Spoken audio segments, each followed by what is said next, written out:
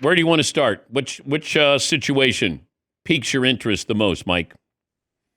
Well, you're already talking about the man of the moment, Kyler Murray. He'll be released next week. And the key here is, Dan, the Cardinals owe him $36.8 million fully guaranteed for 2026. He can do what Russell Wilson did 2 years ago, take the minimum on a one-year deal, stick his former team with the balance, because nobody's going to pay him more than $36.8 million for 2026. And you go to a team at a low cost. That team saves millions in cash and potential cap space to put a good team around you. So that in and of itself makes him desirable because he can sign for $1.3 million. In fact, I would suggest if he's got multiple suitors, his position should be, I want a no trade clause and I want a no tag clause. I want a true one-year arrangement and I go wherever I want next year, and you don't get into this Daniel Jones situation where you got the transition tag. You are a true free agent a year from now if you have the kind of year that sets you up for a big payday.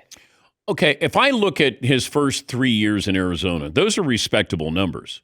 And then I think he had another season that he threw for, 3,800 yards as well.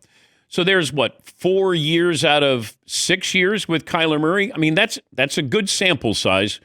I just don't know what the perception is around the league with him, either as a football player or is it everything attached to that football player?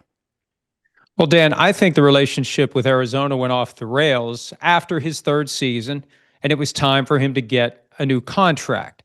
The worst thing the Cardinals could have done was jam that stupid-ass study clause. Can I say stupid-ass? I just said it twice. You did it twice. Into his contract. Because, as I said earlier today on PFT Live, the moment that thought enters your brain, if you're Michael Bidwell, the owner of the Cardinals, the moment you actually say it out loud and put it in writing, that's when they should have traded him.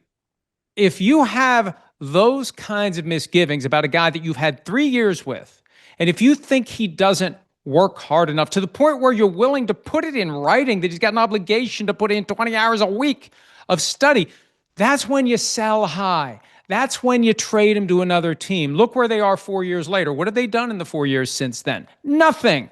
They would have gotten so much more if they had flipped Kyler Murray once they realized we've got concerns about him. But they felt compelled to pay him.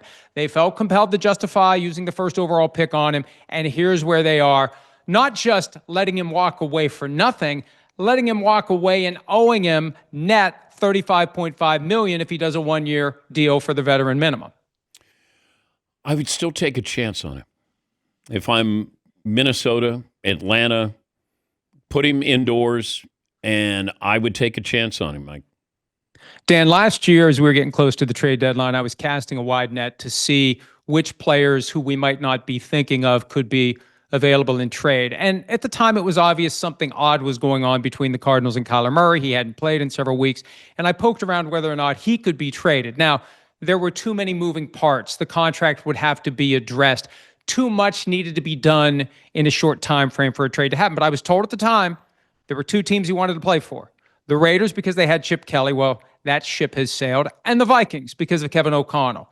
And where are the Vikings right now?